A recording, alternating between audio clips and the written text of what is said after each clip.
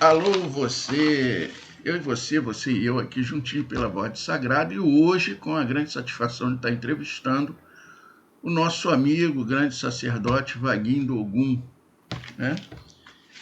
Pela primeira vez me concedeu essa entrevista e a gente vai conversar um pouco sobre a sua trajetória dentro do culto. Vaguinho, boa tarde. Fala, meu amigo, boa tarde, meu colofé, meu motumbá, meu mucuriô, né? Assim que o povo fala, né? Isso aí. Meu saravá, né? É desse jeito vai, professando a fé. Uma satisfação estar aqui com você. Então a gente vai começar por aqui, eu lhe perguntando quem é o senhor Vaguinho. Quem é Vaguinho?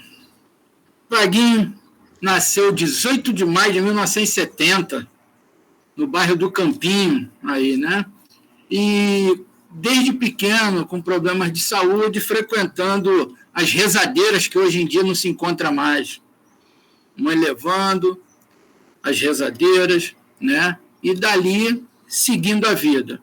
Vaguinho hoje é militar aposentado, professor de matemática, né?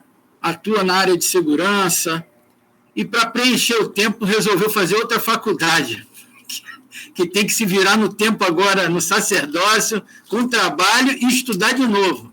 Mas faz parte, né, dos desafios para a gente. Então, Vaguinho é isso. Atualmente morando aqui na Brisa, né? Descobri um refúgio, um cantinho, uma tranquilidade. Saí do salseiro de Jacarepaguá. E com relação ao Vaguinho sacerdote, quantos anos de iniciado? Como o senhor veio parar no Candomblé?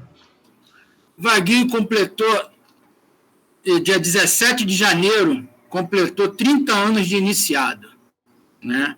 Como eu falei, após frequentar muito rezadeira, minha mãe e meu pai eram umbandistas, fiéis, professantes, eu comecei ali ao meu tratamento espiritual, até então não tinha nenhum envolvimento diretamente. Aos 17 anos de idade, aconteceram uns problemas, minha mãe foi orientada a procurar um jogo de búzio. Lá em Realengo, onde a gente morava, que era o finado Batista de Obaloaê, né, uma casa de Angola, ficava em frente às sendas de Realengo. Então, ali foi o meu primeiro contato com o candomblé. Foi o meu primeiro. Onde eu tinha pavor da palavra ebó, né, porque antigamente, para os leigos, né, os ubandistas, tudinho que era, esse termo ebó era maldade. Né? Era maldade. Ainda continua para muita gente, né? O termo ebó e aquelas coisas todas. Cuidado, você vai no candomblé, né? Cuidado, era muito aquilo. E ali foi o meu primeiro contato. E veio parar no Candomblé pelo amor ou pela dor? Vamos dizer pelas duas partes, né? Porque foi o candomblé assim, foi a necessidade, já foi um pouco da dor. Porque até então o envolvimento era mais acompanhando meus pais. Aí quando eu comecei, eu pisei nessa casa de Angola e lá eu comecei. Então, a princípio, pelo zelador, eu seria, assim, pelo meu estilo, meu dom, aquelas coisas todas, seria Ogã. Então, até então, quando tinha um Ogã na casa lá, eu falei assim, vai treinando ele aí, quem sabe ele vai ser o Ogã do santo aí. E foi. Só que um belo dia foi obrigação numa irmã de santo, em Coelho Neto, Shirley da Oxum. Eu estava tocando o Ugã na frente do rum. E aquele famoso barulho no chão, trac, aquele estalo, Vaguinho bolou. E a partir dali começou. Começou a correria, começou a tentativa de ser feito, e eu acabei sendo feito na casa dessa irmã de santo, por ela. Né, bolei lá, o santo não aceitou a casa do zelador, e eu fiz santo em Coelho Neto, na Shirley da Oxum. E ali começou. E fiquei 11 anos e meio afastado. Por quê? Me formei sargento, fui morar em São Paulo. E quando eu vim para cá, depois de uns anos, aí falaram que a minha zeladora tinha falecido. Até então, fiquei um pouco desgostoso e não procurei mais. Aí, quando eu retornei definitivo, depois do acidente, aquelas coisas todas, definitivo para o Rio de Janeiro, foi aí que eu comecei a procurar novamente, né? Então, em 2002, eu retornei. Em 2003, eu tomei a obrigação de 3 anos, que estava atrasada. Em 2004, eu tomei a obrigação de 7 anos. E depois eu tomei na casa de Angola com o falecido Denajô Dogunho Valqueire. Até então, minha vida era toda angoleira. Toda angoleira. Aí, inaugurei minha casa lá em Lucas, onde você foi muitas vezes, né? Colaborou bastante lá com a gente. E eu tive alguns contratempos, não foi problema, foram alguns contratempos que algum mandou mudar. E eu não tinha conhecimento de causa. Minha casa era, a minha vida espiritual era casa, trabalho, trabalho, casa. Eu só comecei a frequentar casas de amigo depois que eu mudei as águas lá, que até então não mudava. Para mim, candomblé certo era o que eu tinha aprendido lá com o meu antigo zelador, né? Porque temos que ser fiel aonde a gente está. Isso eu bato muito na tecla. Para alguns pode estar errado ou não, mas você tem que ser fiel aonde você está.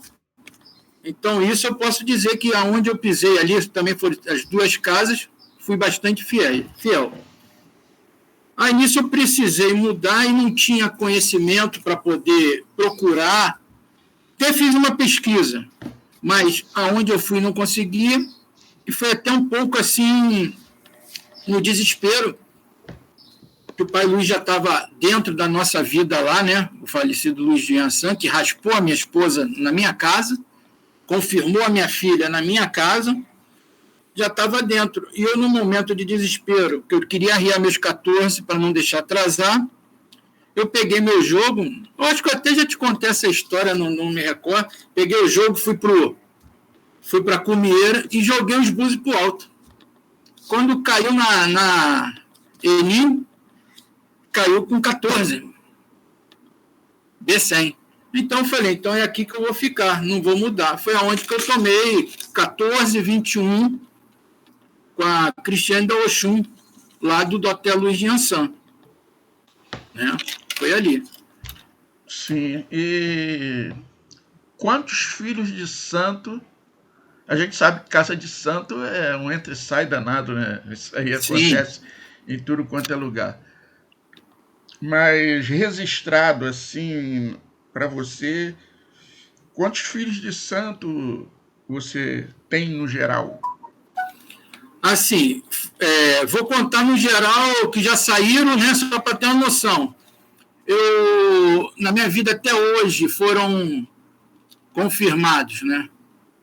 Por mim, um Ogan e uma Eked, e iniciados para o Vodum, para o Orixá, para o Enquice, o que seja, iniciados foram 28, se eu não me engano. 28. Se eu não estiver esquecendo de ninguém, está batendo uns 28 iniciados por mim. E fora o pessoal que eu arriei obrigação, de 3 e de 7, que aí está gerando em torno aí de umas 8 ou 9 pessoas, mais ou menos, que tomaram obrigações comigo. E qual assim, a sua maior lembrança que te marcou na sua trajetória espiritual? Assim, uma lembrança, vamos falar de coisas boas. De coisas boas, o que marcou, para mim, foram os 28 iniciados. Porque você vê nascer ali, né, com aquela dedicação que você sabe que a gente faz, aquela correria, aquele sofrimento. Então, os 28 iniciados, para mim, independente do que aconteceu ou não, para mim são os momentos marcantes do candomblé, né? Para mim ali. E outras coisas foi resultado de exames, né? Que o pessoal na igreja muito faz aquela, né? O testemunho. São pessoas que foram lá procurar, 2 que estavam já desenganada e conseguiu o orixá, viu que ainda dava tempo dessa pessoa permanecer na terra, deu essa misericórdia para eles. Então, assim, o que eu consegui marcar. O restante, como você sabe, o candomblé em si, para a gente, para quem professa com fé e gosta, é maravilhoso, tirando o ser humano. Falando assim na sua trajetória, falando aí da sua iniciação, vamos voltar lá atrás um pouquinho, você tem alguma lembrança de alguma pessoa que muitos julgam importantes, assim, dentro do culto, que estavam presentes no seu candomblé? Na minha iniciação, assim, eu não vi pessoalmente, porque o roncó tudinho, mas a minha mãe de santo, porque ele frequentou lá a casa do falecido e chegou aí, e ela falou que o Tainá tocou o candomblé. Tainã. Logan Tainã, porque ele ia muito lá no falecido, em Realengo, nas festas do boiadeiro, tudinho, no candomblé tocou, tocava muito lá. E o pai de santo falou que tinha convidado ele para ir tocar o candomblé. E a mãe de santo falou, né? Então, mas eu, assim, pessoalmente, eu não vi. Não vi. Certo. Me diz uma coisa. Qual a diferença para o senhor? Qual a diferença do candomblé de hoje para o candomblé da época de sua iniciação? Mudou muita coisa? Meu amigo, assim, pelo que eu vejo hoje, sim, mudou. Porque hoje eu estou vivendo novamente o que eu vivi há 30 anos atrás. O segredo, o Iaô não vê a roupa dele, como eu não tinha visto, a minha. O Iaô não sabia o dia que ele ia fazer a fundamentação, o que fosse, a gente só entrava para a roça. O restante ia acontecendo, né? E muito tempo de enim, comendo com a mão, na ágate, cabeça baixa. Hoje em dia você vê Iaô andando de filar, indo para a casa dos outros. Você vê Iaô com conta de grau. Você vê Iaô com casa aberta. Você vê Iaô fazendo de tudo. Cada um com seu cada um. Mas eu acho que um pouquinho como é que se diz, da coerência é esperar seu tempo, né?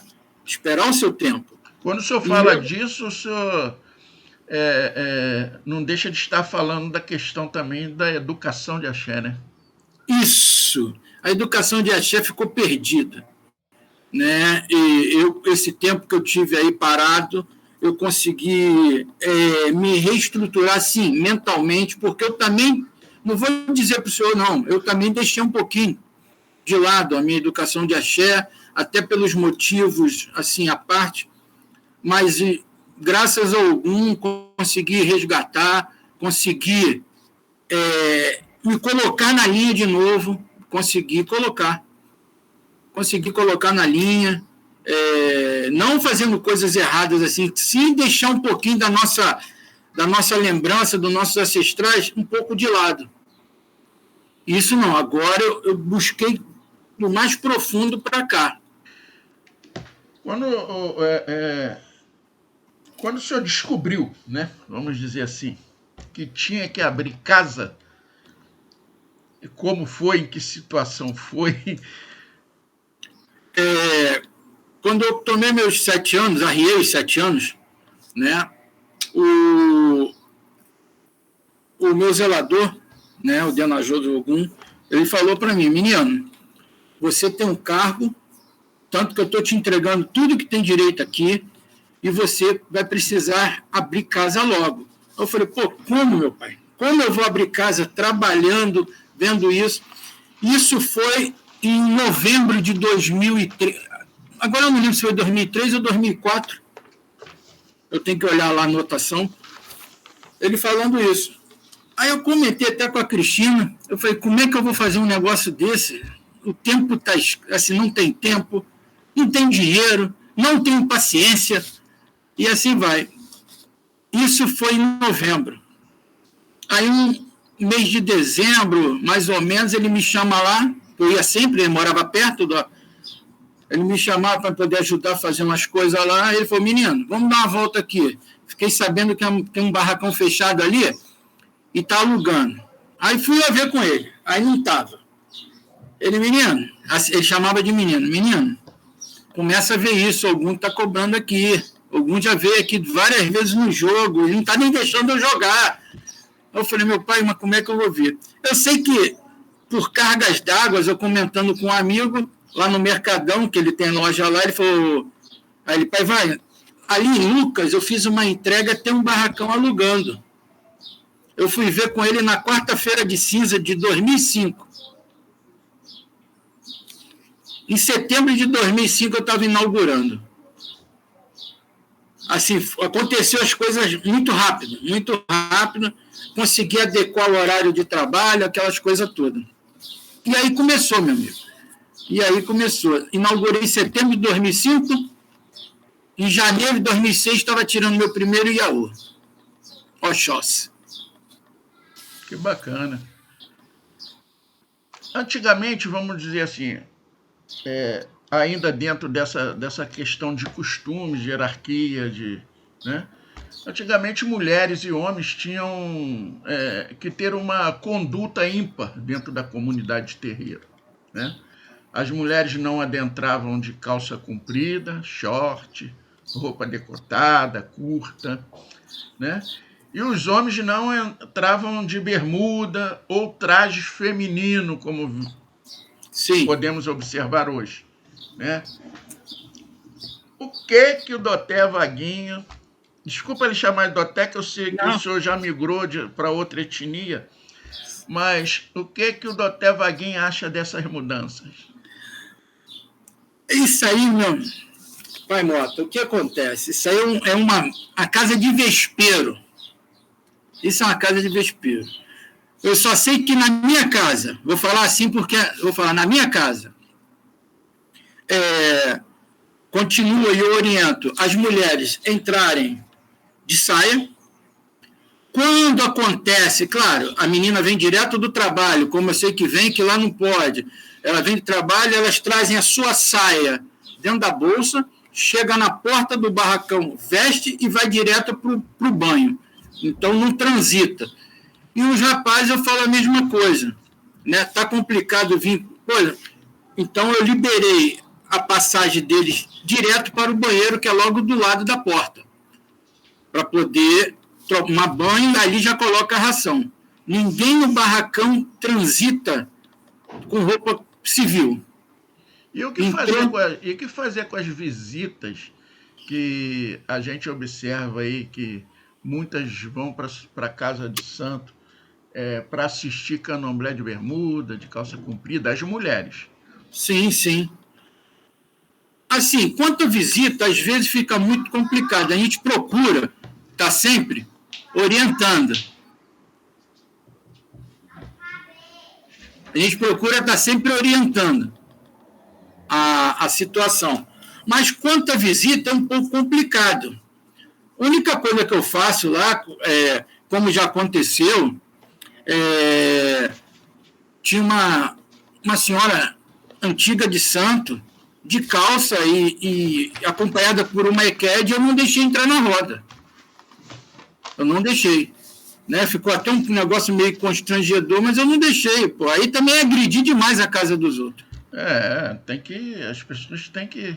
Ou é legum, ou é vodum, isso não é, né? Não tem jeito. Né? Então, quanto a isso, fica muito complicado. Muito complicado. Eu também concordo. Com relação à cerimônia dentro do culto, qual é a que mais lhe encanta? A cerimônia dentro do culto, o que mais me encanta? Assim, eu gosto de tudo. Eu gosto de todas elas, mas não sei, assim, cada uma tem uma particularidade. O Olubagé, né, tem uma particularidade ali dele, é muito emocionante. Eu acredito que o Lubagé ele mexe mais com o emocional da pessoa, que a pessoa se entrega ali mesmo, por causa da saúde, então tem aqueles momentos. E gosto da alvorada, né, que nem eu faço para Oxóssi, 6 horas da manhã, soltar aquele foguetório, fazer o mojuba, né, e depois vem para minhas iniciações, é bem complexo, eu não consigo distinguir muito isso não, a emoção toma conta de todas as etapas para mim dentro do candomblé.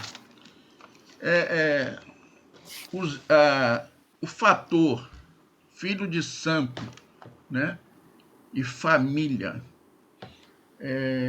como o senhor vê essa questão? O zelador ele tem por obrigação de cuidar da família ou só do filho de santo?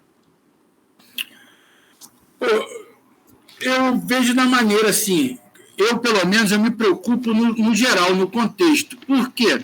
Se a pessoa ela confia em mim lá, o filho de santo, e ele está com problema na família em si, eu procuro orientar da melhor maneira possível, né, através de trabalho, se for o caso, através da conversa, porque você dando uma retaguarda firme para esse filho de santo, ele não se sente desamparado, que a ideia é essa, você não desampará-lo, né, e ele fica mais tranquilo para se dedicar ao axé. Então, eu estou sempre olhando, eu estou sempre perguntando como é que está marido, esposa, o companheiro independente, eu pergunto como é que está o filho. Eu sempre, às vezes, assim, o pessoal fala assim, hoje tem dia de prova, de vez em quando a gente está lá no axé, eu estou sentado ali num canto, chamo um e começo a indagar. Porque às vezes acontecem as coisas e eles não falam para a gente, só falam quando o negócio está transbordando. Aí fica difícil de você dar uma reparada na situação. Então, eu, lá em casa, eu procuro cuidar dos dois. Falando assim de tradição, é normal que uma família de santo tenha os mesmos ritos e costumes, né? Hoje observamos que em alguns lugares esse conceito mudou, né? O que o senhor acha que causou essa mudança? Eu acho... Falta de ensinamento? Não. Não acho, não. Eu acho que é a pessoa mesmo, que a pessoa quer... O pessoal viu muito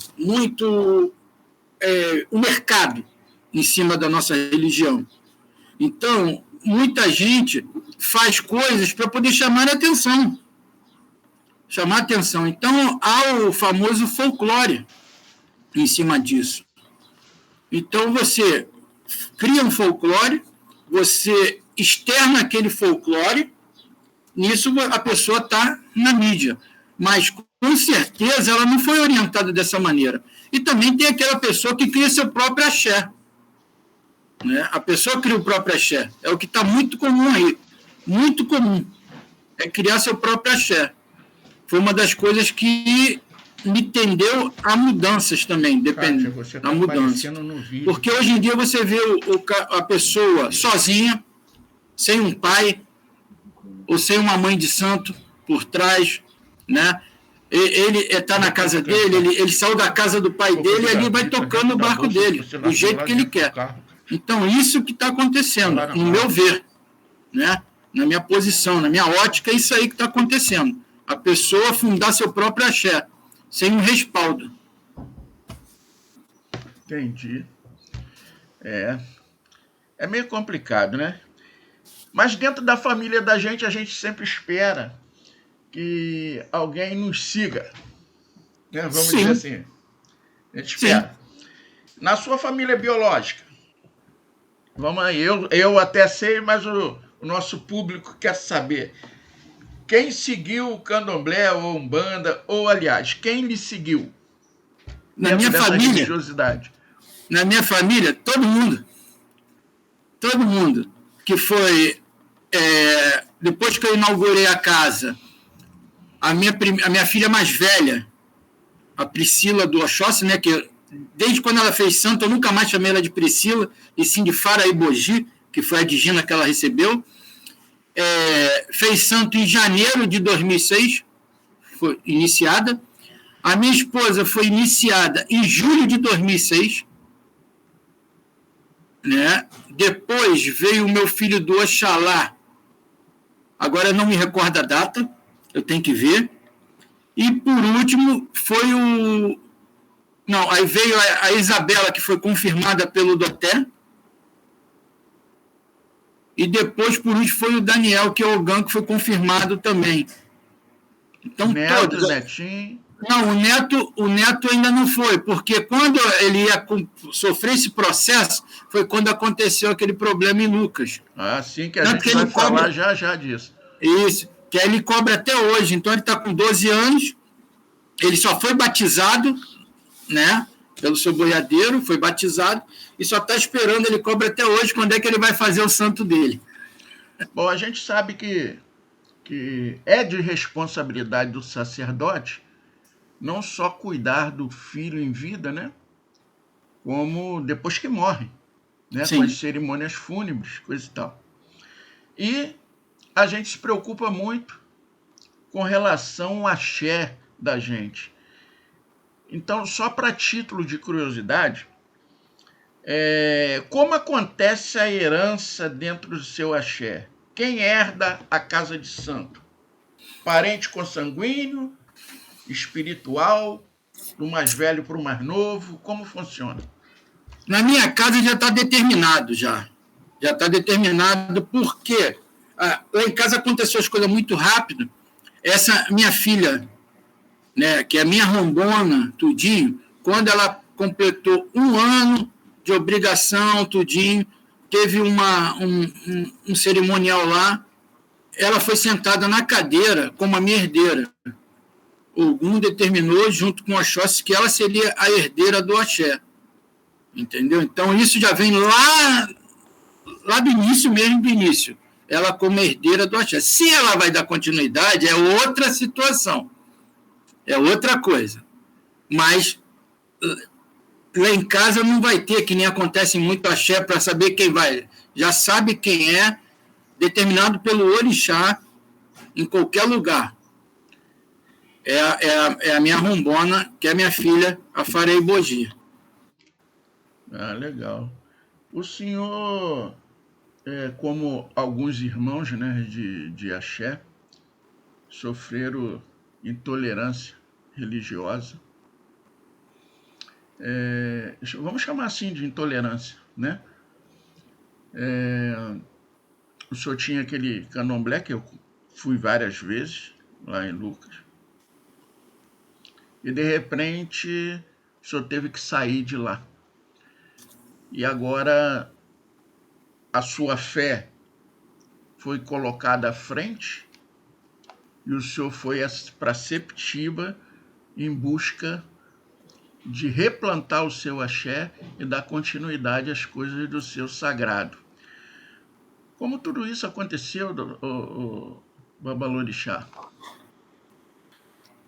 Meu irmão,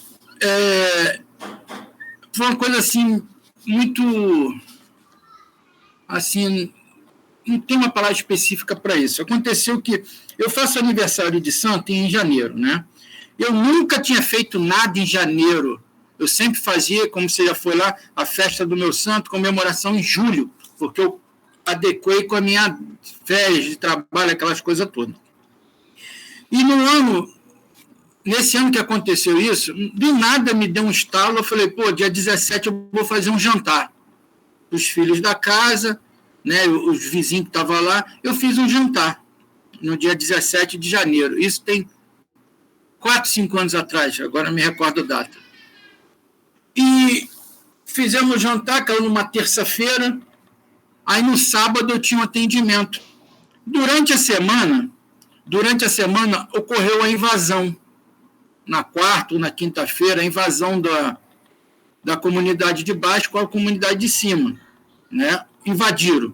Aí a guerra foi instaurada ali. No sábado eu apareci. E eu cheguei no momento que estava tendo uma guerra mesmo. Aí estacionei o carro, os vizinhos estavam na calçada, aí me contaram o que aconteceu, até aí tudo bem, eu entrei, peguei o telefone e fui avisar o pessoal para não ir para o barracão, por causa que estava tendo um conflito, e era perigoso, desmarquei tudo. Aí aproveitei, esperei para baixar um pouco os tiros, aí estava varrendo lá, de repente bateram no portão. Fui atender. Eram 2 rapazes na moto, aí um deles falou, aí é um centro, né, uma casa de macumba. Eu falei, então não pode mais tocar macumba não, o senhor pode até morar, mas tocar não. Se tocar, a gente vai invadir. Tudo bem. Fechei, né, eles foram embora, tranquei tudo, entrei no carro, fui para casa. Aí cheguei em casa, contei a Cristina o que aconteceu, esperei passar aí uns dias, aí fiquei uns 10 a 15 dias sem ir lá. Aí eu fui. Já estava diferente o ambiente. Abri, olhei, coisa e tal. Aí o vizinho falou, seu Wagner, ficou muito tempo fechado aí, evita deixar muito tempo fechado, senão eles podem querer pular para fazer alguma coisa aí dentro. Tudo bem. Aí nisso, acendi, fiz lá o que tinha que fazer para vir para casa. Aí conversei novamente com a Cristina e falei, não vai dar para a gente continuar ali, que o negócio está feio, está muito feio. Aí o pessoal, não, vamos esperar um pouquinho para ver se vai dar uma melhorada, alguma coisa desse tipo. Eu falei, a tendência ali é piorar, não é melhorar. Tanto que até hoje está assim.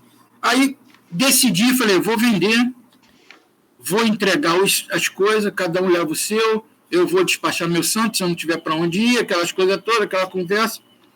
Aí vendi. Até para vender é difícil, né? Eu vendi não, eu dei. Né, porque foi pago fatiado, aquelas coisas mais. Um rapaz honrou direitinho, não tenho o que falar. Aí eu aluguei uma loja em Vaz Lobo para poder levar minhas coisas, até arrumar um espaço. Eu ia deixar ali, mas não consegui ficar nem uma semana ali. Foi a pior semana da minha vida, que ficou jogado tudo, sujo, uma coisa assim, surreal. Aí, procurando, vim a Sepitiba e aluguei uma kitnet em Sepitiba, foi a primeira. Aí deu para eu poder alocar minhas coisas pequenas, deram. Foi aonde eu consegui dar um bori nos filhos que estavam precisando. Aí, daquela montoeira, ficou meia dúzia de 4, meia dúzia de 5 comigo. Fiquei um ano nessa casinha. Aí, o que aconteceu? Teve uma chuva de janeiro, que a água descia parede abaixo, que a vizinhança falou, chovia mais dentro. Eu sei que eu cheguei lá, eu só cheguei, abri a porta, olhei e voltei, que estava tudo embaixo d'água, assentamento, tudo que você podia imaginar do sagrado, tudo embaixo d'água. Voltei. Cheguei em casa, falei, mas a Cristina falei com a Cristina, vou entregar a casa sábado. Vou entregar minhas coisas na cachoeira, porque eu não vou continuar mais, não dá, eu acho que já deu meu tempo, não tem, o orixá acho que não quer mais que eu continue, aquelas coisas. Aí, no sábado, combinei com o pessoal, vamos fazer a entrega. Aí tinha um barracão na frente, eu perguntava ao pai de santo, quer isso, quer aquilo outro, quer isso? Eu fui dando as coisas, roupas, tudo. Peguei meu Exu do portão, peguei a marreta, fui soltei ele. Aí, quando eu peguei o segundo para poder soltar ele, chegou um casal de amigos, a Ronaldo e Sandra. Quando ela viu que eu ia quebrar, ela se jogou em cima de mim, travou, falou, você não vai quebrar mais nada, não vai quebrar mais nada. Aí, nisso, caiu a ficha, né? Ali eu desabei. Eu falei com ela, não tem para onde levar nada, não tem para onde ir.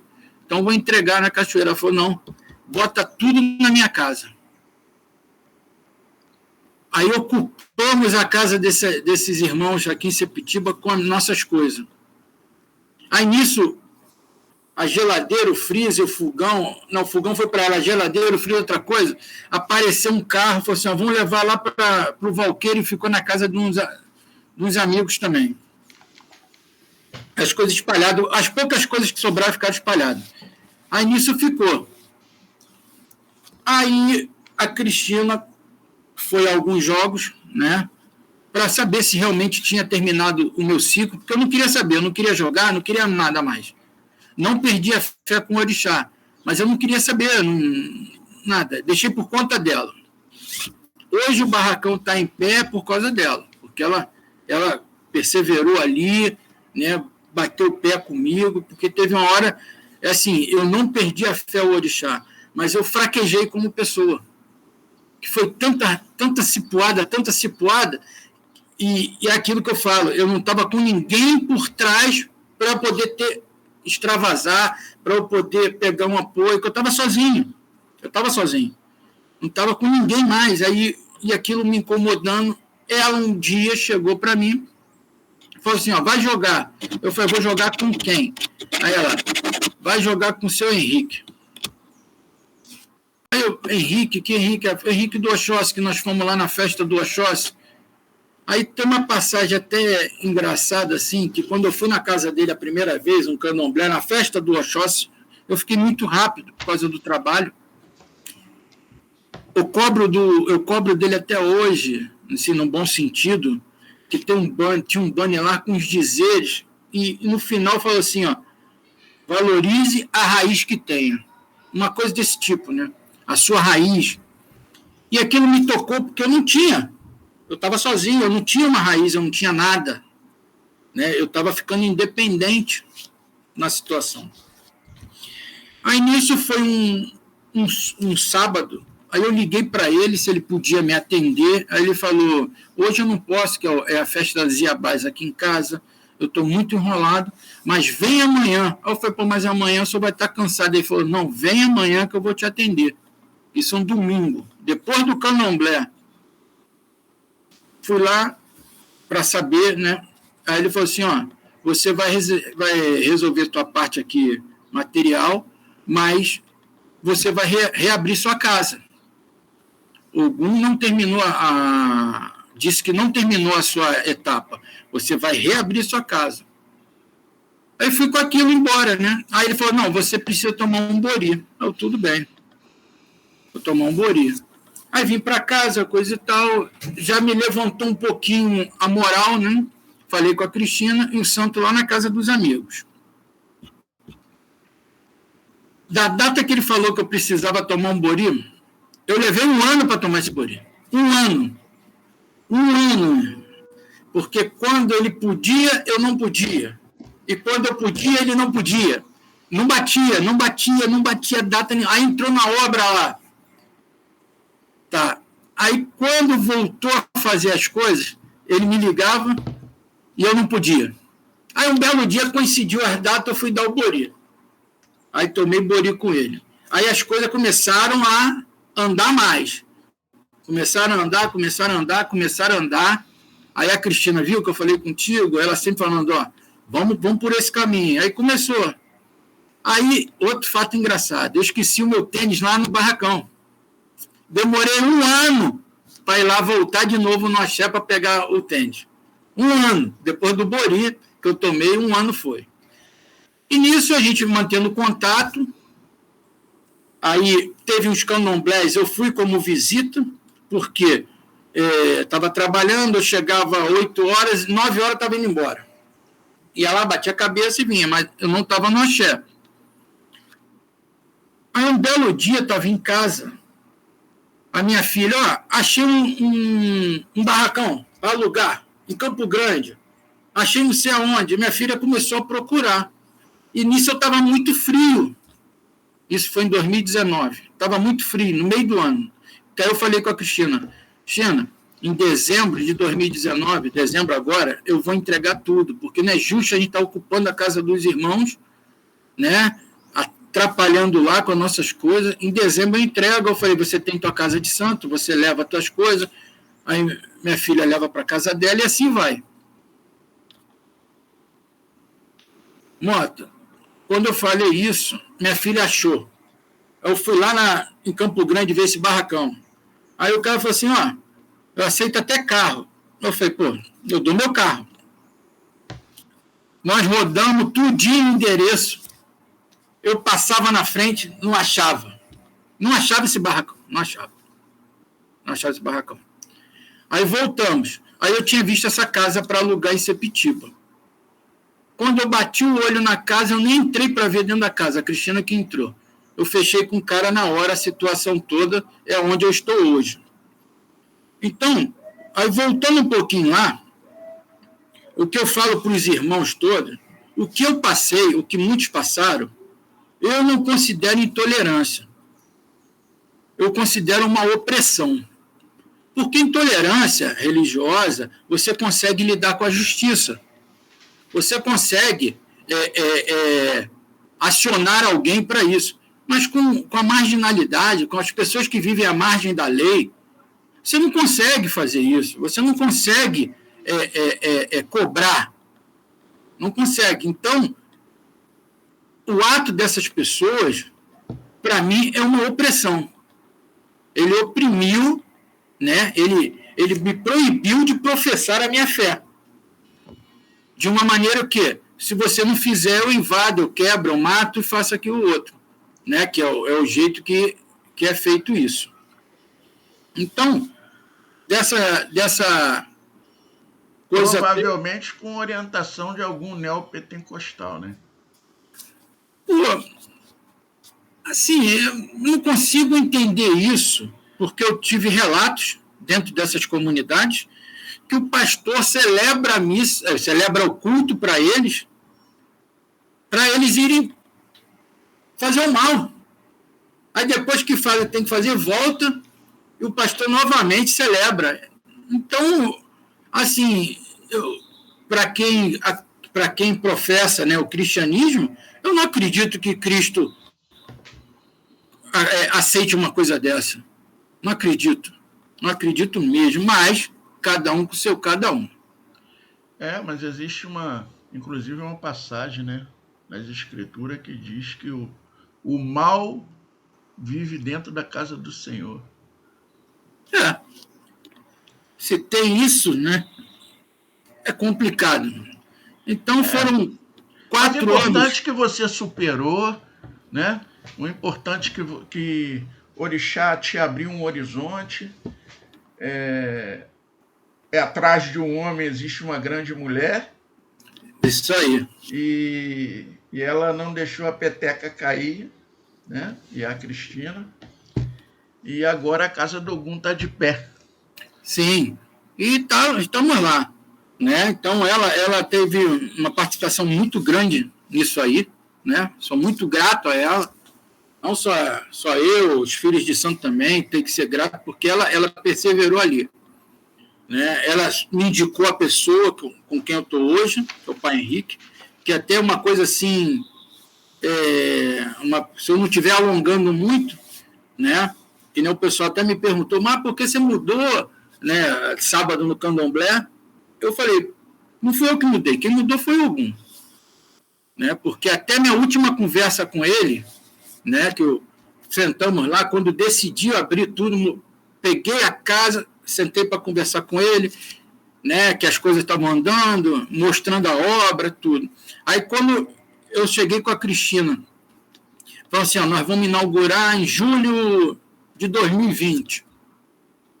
Vamos inaugurar lá, tudinho. Então, eu falei, tem que sentar e conversar com o pai Henrique, para ver o que vai fazer, né, porque, querendo ou não querendo, você já tomou um bori, pedir uma orientação. Então, eu fui lá conversar com ele e pedir uma orientação. Né? Aí sentei com ele, tudinho direitinho, e falei, pô, meu pai, nós vamos inaugurar, eu queria saber do senhor uma orientação. E nisso, eu sentei com ele, fui bem claro, né? Eu falei, pô, meu pai, hoje eu estou com um problema sério. Aí, problema? Eu falei, o quê? Eu preocupado com as pessoas, né? Preocupado. Eu falei, meu pai, pô, eu estou com 30 anos de santo, fiz santo em Angola, passei pelo Jeje, né? Expliquei a ele, sabia? Ele falou, passou pelo Jeje. E hoje, estou muito bem aqui com o senhor, pelo Borito. Eu queria saber com o senhor, a minha vontade hoje é se o senhor poderia, eu me cuidar com o senhor, tomar bori e dar comida ao santo. Aí ele olhou para mim e falou assim, não, eu posso te dar bori, comida ou santos, mas somente isso. Eu não vou poder te ajudar com fundamento, eu não vou poder te ajudar. Vai ter festa do Ogum, eu vou como visitante, eu não vou trazer, não vou poder, porque você vai ser simplesmente um filho do coração e não um filho de fato, né? Um filho de fato do axé. Você não vai poder participar de nada no meu axé. Você pode ir para o candomblé? Sim, dançar lá, pode, mas partir por quarto do axé, você não vai poder ter direito a nada, porque você não passou pelo que todo mundo passa no nosso axé. Aí eu falei com ele, pô, mas vou ter que aprender tudo de novo, é aquela coisa ali. Você não vai mudar, você vai agregar. Aí tudo bem. Tivemos a primeira conversa. Fui para casa, fui animado, foi pouquinho. Aí falou que continua cuidando de mim e vamos ficar. Aí tá. Pô, aquilo começou a me incomodar. Eu fazendo as coisas. Aí, cada hora que eu fazia uma coisa lá, eu falei, caramba, eu vou tomar bori, mas eu vou ter referência de quem? Qual vai ser a referência do meu axé? Axé Vaguinho? Eu vou ser um independente de novo, a coisa que eu sempre... Não é que eu critico, mas é uma coisa que eu, assim, às vezes questiono um pouco. Você é independente, né? Fazer que nem gravadora, que nem livro, vou abrir um selo independente e vou tocar. Aí eu já conversando com ela, jamais, que nem eu falei, eu resgatando. Eu não vou estar dando satisfação a uma ancestralidade. Né? Eu vou estar fazendo mais um folclore. Né? Você vai estar sentado numa roda de amigos, coisa e tal, e qual é a tua raiz? A raiz do eu. Eu sou minha raiz. E aquilo estava me incomodando, por incrível que pareça. Mas continuei. Continuei, o pessoal perguntando, professor Geja, fim do Dr. Luiz, e assim vai, assim vai, assim vai, assim vai. Aí chegou ano passado, tive que adiar, sentamos para conversar novamente, aí adiou tudo, coisa e tal, sentamos para conversar. Né? Aí foi quando eu sentei para conversar com ele, eu falei, pô, meu pai, quando é que o senhor vai lá para ver? Vai lá para ver conhecer o barracão. Aí ele chegou assim, ó, em novembro. Eu falei, marca o dia. Aí peguei ele no axé, pai Henrique, estava lá, levei ele para conhecer Septiba, o barracão. Aí ele olhou, gostou. Mas tem uma passagem antes que eu falei com ele. Fui lá para jogar. De novo, voltei, antes dessa parte. Falei, meu pai, vem aqui, ele, o que é? Isso de novo acontecendo, eu queria que o senhor jogasse para mim, por favor, para a gente ver o que vai dar de comer para os santos e ver se algum aceita a mudança. Porque o que algum falar para o senhor aí, eu acredito e eu faço. Porque eu preciso fazer minha fundamentação da casa. Aí ele, simples assim, você faça do jeito que estava a tua casa, que eu não vou jogar para algum. Algum vai ter que falar comigo pessoalmente qual é a vontade dele, que eu não vou jogar. Aí eu já... tá bom, ele plante tudo que era a sua casa, do jeito que era. Aí fui eu fazer tudo que era feito lá, plantei tudo. Depois de eu ter plantado tudo, aí marquei para ele lá conhecer. Aí ele foi, em novembro. Aí começamos a conversar, começamos a ver como seria o candomblé, e ele falando, eu sou visita, eu vou orientar até que ponto você vai inaugurar a tua casa eu sendo visita. Tá bom. Aí passamos uma tarde assim maravilhosa de conversas, ensinamentos, né? Ensinamentos, aprendizados, e assim foi. Fui levar ele embora, ele falou assim, o meu santinho, ele gosta de chamar as pessoas de santinho, meu santinho, em dezembro eu vou vir aqui na última semana, que eu quero ver só mais um detalhe que eu quero acertar aqui, para a gente fechar para janeiro a reinauguração, a sua reinauguração. Eu, sim, senhor. Aí no último, foi na terça-feira, 28 de dezembro do ano passado, eu fui buscá-lo. Aí ele, vamos fazer isso aqui. Aí levamos mais ervas, tudo, preparou. Estava eu, Cristina, ele e mais um Logan, para conversar e ele acertar o detalhe, o que ele ia precisar para dar de comida aos santos, né? Aí, nisso que ele foi no quarto de axé ver o Ogum passou. E deixou o recado que Ogum não queria metade. Ogum queria por inteiro. Se for para fazer metade, que não fizesse nada. E como eu sou um bom obedecer, né? Aprendi a obedecer, quando despachou Ogum, tudo, passaram, eu falei, eu não tenho nada a que dizer. Se ele falou que ele quer tudo, então faça tudo. Ele é o dono da minha cabeça, é ele que determina o meu caminho, então não vou contra ele nunca. Aí começamos a esquematizar como seria janeiro. Mas espera aí eu conversando com ele, como é que a gente vai fazer uma coisa em janeiro se eu preciso tomar o axé? Aí vai ficar 2 aberturas, coisa. Aí, porque o bom dele, o bom dele, o pai Henrique, o meu pai de santo, é que ele sempre sugere, mas ele deixa você pensando. Ele te deixa pensando. Foi que nem lá na mesa a gente estava pensando, eu mesmo, por mim mesmo, eu cheguei à conclusão que não dava para fazer o que tinha que fazer. Aí depois que eu cheguei à conclusão, aí que ele entrou com a palavra e fomos conversando e foi explicando. Eu falei, aí ele falou, é isso que eu queria, que você entendesse antes de eu falar, para não dizer que eu estava querendo as coisas. Aí foi, como eu já estava tudo preparado para poder inaugurar, eu só fui me preparar com axé. Foi quando eu recolhi uma semana, passei a minha semana de Iaô, coisas que a Cristina mesmo fala, todo mundo, muita gente, acredito que poucas pessoas com 30 anos de santo, com casa aberta, se sujeitaria a fazer novamente, né? Para poder pegar o meu axé. Como ele falou assim, não existe enxerto na minha casa, não existe filho pela metade. Aquele que passou no meu quarto de axé é meu filho. Por quê? Eu posso até ter passado por tempo reduzido as minhas coisas, mas cumpri lá o meu preceito, né? Teve a festa, teve a saída, carequei novamente, usei o meu quelê normal, quem foi viu, né? E fiz todo o preceito dentro do axé. Então, hoje eu tenho livre acesso a todas as dependências do axé, sou considerado filho, né? Ele sempre solícito, a hora que precisar ele te atende, né? E é difícil, né? Você está com 280 filhos ativos, mais aqueles que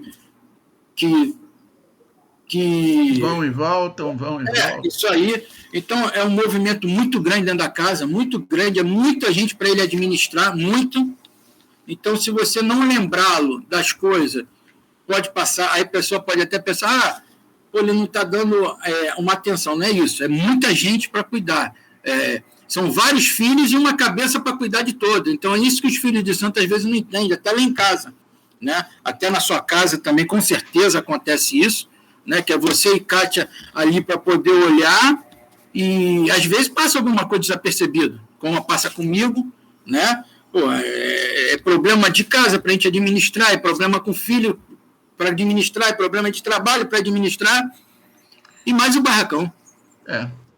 Mas então, o importante é que está bem, está se sentindo bem, né? Tudo correu bem, Ogum tomou a posição que queria tomar e que deveria, né? E é como diz o outro, né? Manda quem pode, obedece quem tem juízo. Tem juízo. É isso aí. A gente está chegando no final, o tempo já está esgotado. Eu queria falar para o senhor o seguinte, que o senhor deixasse aí um conselho para quem está ingressando no culto, né? Aqueles que estão chegando. Conselho fosse bom, a gente estava vendendo, né? O que eu sugiro para os mais novos se espelharem nos mais antigos, ao qual que tem uma raiz, ao qual aquele que te deu um amparo, né? Você absorver as coisas boas da tradição, porque a vaidade e o folclore só denigre a nossa fé, só denigre a nossa fé. Então, não é desmérito para ninguém a pessoa pedir uma ajuda, a pessoa a se aconselhar, não é desmérito do que fazer a besteira, do que meter os pés pelas mãos. E a pessoa que vai entrar para a nossa religião tem que saber que é uma religião de doação, tem que estar se doando ali, que eu costumo falar, o bicho que você está limpando hoje aqui, amanhã é um irmão que vai estar limpando o seu. É uma questão de doação. Então, Troca, né? É uma troca. Então, eu sugiro isso, que os mais novos procurem estar olhando, pesquisar. Hoje tem muita, como é que se diz? Muita facilidade da pessoa absorver coisas boas, orientar, né? Que nem no domingo, no sábado, a pessoa, mas qual é teu axé? Hoje eu sou quieto. Mas é o quê? Nós somos terra de Procópio de Ogunjá. A Procópio, falei, você não faz a feijoada do Ogum na sua casa? A pessoa, sim, faz. Quem criou? Porque por uma punição que o Ogum deu a ele, foi pai Procópio de Ogunjá. Então, a feijoada que todo mundo faz hoje veio de pai Procópio, né? Então, é o que eu passei para a pessoa. Falei, é simples, é só a pessoa dar uma lida lá e vai ver que na época que nós iniciamos, era aquele caderninho que o pai de santo, às vezes, a gente não conseguia entender a letra para copiar, ou então ele falava, mascando fumo, né? Mascando fumo. Uma pessoa que você falou que assim, não participou direto na minha iniciação, mas que estava muito presente em muitas coisas que eu fiz lá na Casa de Batista, era o falecido Miguel Tangerina. Miguel Tangerina. Participou muito lá nas coisas também. Então, são as referências que eu tinha assim, na minha época de iniciado, né? Era Miguel Tangerina. Tinha um outro também que frequentava muito lá a casa, que é aquele angoleiro antigo, que gravava disco na época também, que agora eu não lembro o nome dele, mas era conhecido na época. Então, são umas referências assim. E manter a tradição. O que eu peço ao pessoal aí é que mantenha a tradição. Leve a nossa tradição. Ok, doutor Vaguinho. A Voz Sagrada agradece sua presença, disponibilidade do seu tempo, né, por nos premiar com essa entrevista, né? Fica à vontade para algum comentário, alguma consideração final. Eu tenho só a agradecer aí ao senhor, aos amigos, né, que já conhecem a minha trajetória aí há um tempo, né, me ajudou muito lá na minha casa também, cantando candomblé, auxiliando das melhores maneiras. Porque o meu comentário final é: respeite a tradição. É isso que eu peço. Respeite a tradição, valorize o seu mais velho, busque dentro da sua casa a sua dúvida. A dúvida que você tiver, você vai primeiro na sua casa. Se teu zelador, sua zeladora não souber lhe explicar, ele vai com certeza atrás dessa dúvida para te sanar. É isso que eu peço. Parar de ficar fazendo joguete, rodando casa, finca o pé ali, que o orixá é isso, é terra, é plantar, não ficar rodando. Rodando, quem roda é baiana, peão, e assim vai. Mas foi um grande prazer estar aqui com vocês, né? Tem várias vezes que você me manda o link do bate-papo, mas nesse horário que você bota o bate-papo lá, eu estou sempre no trânsito, não consigo acompanhar, mas vai ter um dia que eu vou estar aí junto. Ok. A gente agradece, muito obrigado. Tenha uma boa tarde e muita sorte nessa nova trajetória. Obrigado. Te espero lá em casa. Em dezembro eu tenho 7 anos de Oxalá. Na inauguração não deu, né? Porque... você falou. Veio uma Covid, restabelecimento, então a gente tem que... Se cuidar. Ainda estou me recuperando, né, do pulmão, que sempre deixa uma sequela, mas a gente vai estar junto, com certeza, como sempre estivemos. Isso aí, com certeza, com certeza. Tá bom, um grande abraço. Um abraço. A Voz do Sagrado agradece. E a sua entrevista, ela deve ir para o ar a semana que vem. Tá tranquilo. Cola fé, fique na paz. Cola fé, Lourão, cola fé. Fica na paz também.